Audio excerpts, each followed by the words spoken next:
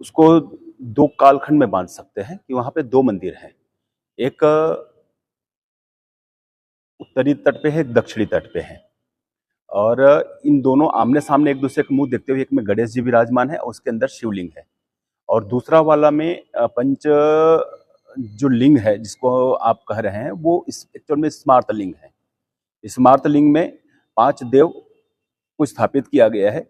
प्राचीन काल में क्या होता था कि शैव संप्रदाय, वैष्णव संप्रदाय, शाक्त, सौर और गाणपत्य ये आपस में लड़ा करते थे वर्चस्वता के लिए।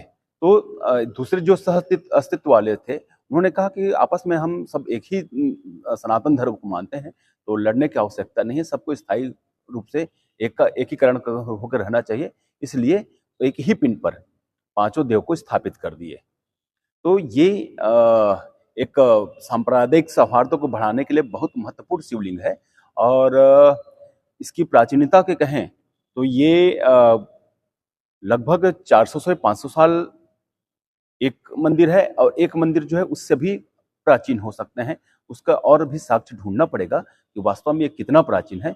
वो हो सकता है कि 1000 साल पुराना हो सकता है या उससे भी अधिक प्राचीन हो सकते हैं, क्योंकि और साक्ष्य हमको ढूंढना है। तो एक तो मंदिर निश्चित रूप से 400 से 500 साल पुराना है। महत्वपूर्ण यह है कि प्राचीन काल में नदी से व्यापार हुआ करते थे, और महानदी से जो व्यापार समुद्र मार्ग से होते हुए महानदी आते थे, महानदी से आपके उसके जुड़े जो सहायक नदियों हैं उनसे व्यापार होते थे। तो यहाँ पे हसदेव नदी भी उसके एक सहायक नदियां हैं, और उससे देख सकते हैं कि इनके जो बाएं तट पर एक बंदरगाह है जहां पे दो बड़ी बड़ी नावें ठहरा करती थी, और वहां पर रात्रिकालीन भी व्यापार होता था। तो रात्रिकालीन व्यापार करने एक दीपक जलाने के लिए वहां पे खोतरी बना हुआ है, और नाव बांधने के लिए इसमें गड्ढे भी बने हुए हैं जो दूर से ही दिखता था, और नाव नदी के बहाव में बह न बह जाए इसलिए वहां पे नाव बांधने के लिए गड्ढे बना करके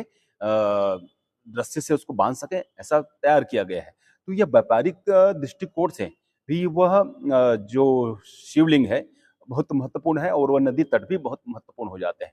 इसकी महत्ता को देखते हुए कोरबा जो यहाँ के राजा है राजगढ़ी महल वहां बनाए, और बाद में 1913 में रानी जो धनराज कुंवर है उन्होंने भी रानी महल का निर्माण करवाया था। तो उसकी महत्ता कोरबा के इतिहास के लिए ही नहीं, छत्तीसगढ़ के इतिहास के लिए बहुत बहुत महत्वपूर्ण हो जाता है।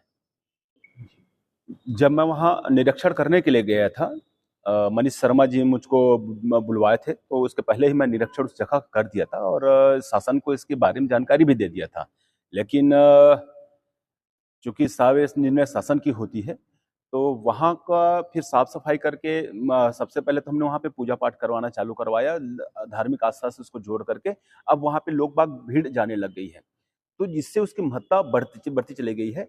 धीरे से शासन और प्रशासन को इसका संज्ञान कराया गया है, और उसके भावी जो भी उत्थान का कार्यक्रम बन सकता है उसके लिए हम काम कर रहे हैं।